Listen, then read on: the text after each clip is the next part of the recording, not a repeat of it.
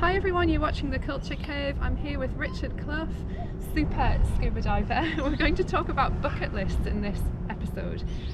So Richard has encountered a lot of people with bucket lists, you tell me.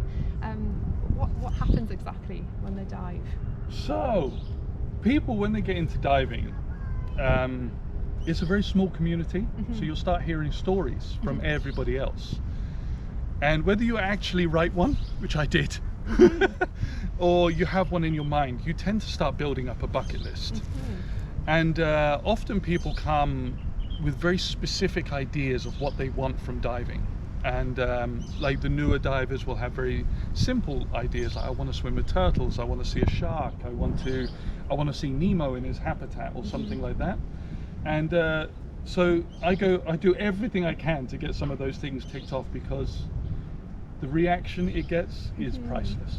Right. So what kinds of bucket lists do people come to you with, or do they create them as they go along? They create them as they go along. So, for instance, with my experience with a bucket list, when I got into diving, I remember I started investigating where are the best places to go diving. And as soon as you start putting those things into the internet, the first thing that came to me was the whale shark. And the whale shark is often top of most people's bucket list.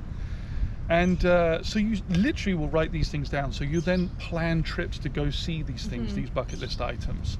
And of course, things like turtles and things like that. So bucket list items are made and increased, and they're often changed. You know, once you've completed your bucket list, you just make a new one.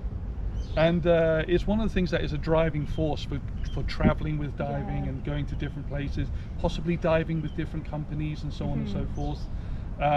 These kind of things are what basically drive you further to increase your number of dives, you increase your experience, increase your level in diving to allow you to reach these places.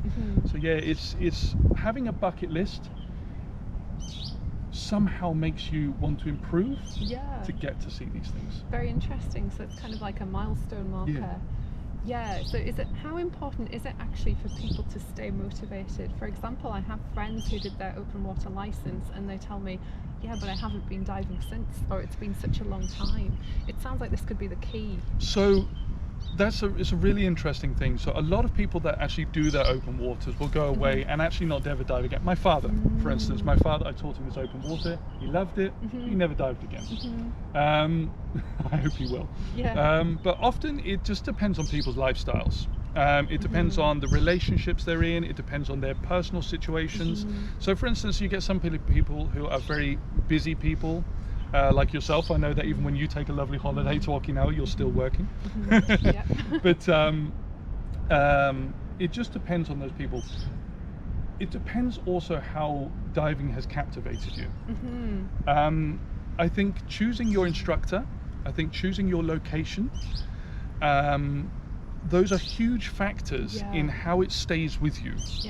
When I did my open water, it was all I could think about for months afterwards, until I wanted to, next time I wanted to go on holiday, all I was looking for was where can I go diving next? Yeah, it was like your focus. Exactly.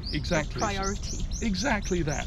And I think that it has a lot to do with how the impression that the instructor can give you, the passion that the instructor can give you, and also what the instructor is lucky enough to be able to show you during those dives. Now, you've lived in some very beautiful locations around the world, the Maldives being one of them. We're here in Okinawa. What makes Okinawa a unique place to dive?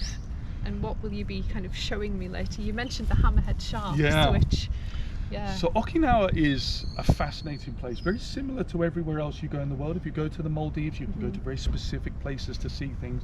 And Okinawa is a really fascinating place because, as well as being a paradise like this, it does have seasons. And therefore, in having seasons, it has a rotation of what you can see during the year.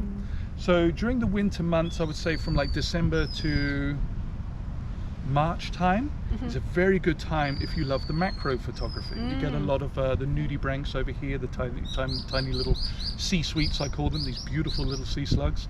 And then during the summertime, you'll have more of the turtles coming back to the reefs and stuff like that. You tend to get more of the sharks coming out and so on and so forth. So Okinawa is very special because it's very seasonally orientated, but also island orientated. For instance, you were talking just then about the hammerheads. Yeah. So people will come from all over the world, specifically during the months of like December, January, February, March time, Wow. to go to an island south of here, very close to Taiwan, called Yonaguni, Okay. where you can Yeah. dive with not one or two, but maybe anywhere from like 100 to 300 hammerhead sharks all at once. It's one of the first things you mentioned to me Yeah. on the phone, and I was like, wow, like on my first dive, really? You were like, yeah, absolutely. So how do you get new divers accustomed to that, and how deep are they in the ocean in Yonaguni? So the hammerheads would require training. Absolutely, they would require training, which is what I mean. Like when you have these bucket list items, I want to see those hammerheads. It means that I have to go through this level of training. Okay. I have to gain this level of experience. Yeah, is there something to work towards? Exactly that, and Yeah. it's a wonderful, wonderful feeling. So for something like the hammerheads, you would have to be an advanced diver. Okay. Because you would have to have an understanding of a further depth, you know, down to 30 meters. You'd have to have an understanding of maybe slightly more intense diving, Yeah. diving in currents, or maybe using reef hooks and things like that. So that's what the advanced course can actually teach you. You can actually tailor make your advanced course to what's best for you, Yeah.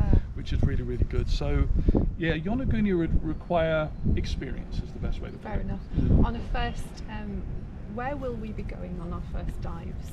So Looking ahead. the Yeah. best place you can ever take a new diver, unquestionably, is literally just across there in the water. Wow, okay. Is the Kurama Islands. Yes. Now, yeah. Okinawa itself, around the coast of Okinawa, you have beautiful soft corals, and you have very safe diving. Very few currents and everything like that. We often take you on dive 1 and dive 2 to areas of a lot of safety in mind.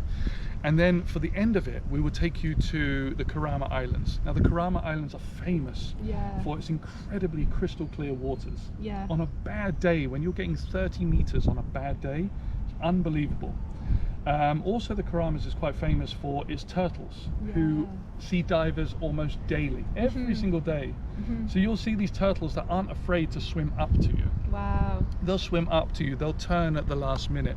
You know, it's not like you can see one in the distance and it swims away. They interact. They interact, they genuinely interact.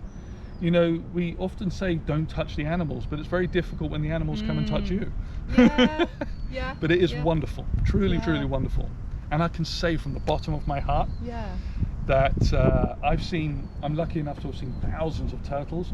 I still get excited every That's time I see amazing, one. isn't it? So do they Every time. hold a special place in your heart then, the turtle? There's something about them.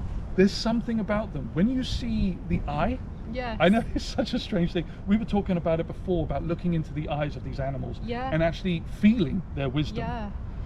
And with turtles, it's exactly the same. You know, you can see an animal that's maybe been alive easily longer than you have, Yeah. most of these. The ancestry. It's unbelievable. Which Unbelievable. brings me on to the humpback whale. Yeah. We've both respectively had some incredible encounters with the humpback whales. I've been on 3 expeditions watching them, and Yeah. the mother whale this year kind of just enormously rose from the ocean above our yacht. It was like phenomenal. Yeah. I literally, I couldn't even film. I just fell to the floor and I just Yeah. gasped. It was just like, this is incredible. Yeah. Of course, they're massive, you know, just birthing around that time as well. But you've had some even more profound experiences with the humpback whales, haven't you? So you were actually swimming with one and Yeah. hearing it sing underwater. So Yeah. that's another beautiful thing about Okinawa. We were talking about these beautiful things of Okinawa. Yeah. Is during that season, again, it's at the beginning of the year, so January, February, March, April time-ish. Everywhere you dive around this island, it will be to the soundtrack of the humpback whales. It's Incredible. unquestionable. Yeah. It's almost without fail. You get into the water, that's what you will hear.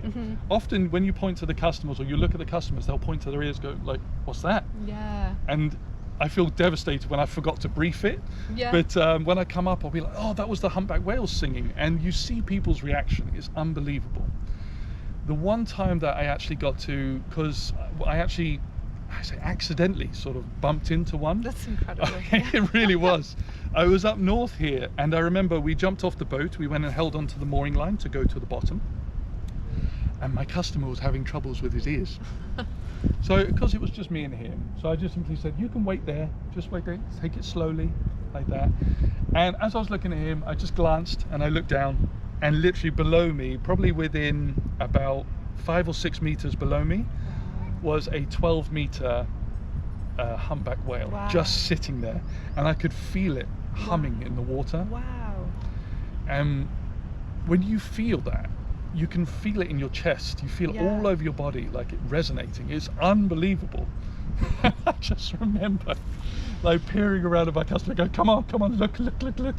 He's like, my ear. I was like, your ear will be fine. Come on, like that. And I desperately wanted him just to see it, Yeah. you know, just to share in that experience, Yeah. because It probably would have made him forget about whatever Exactly. problem he was having. often that is the Yeah. case. Yeah. That is the case. But I think that is one of the key things for some reason about scuba diving is when we see it, when you speak to all the professionals or the people who have been doing it for any length of time, it's amazing to see it.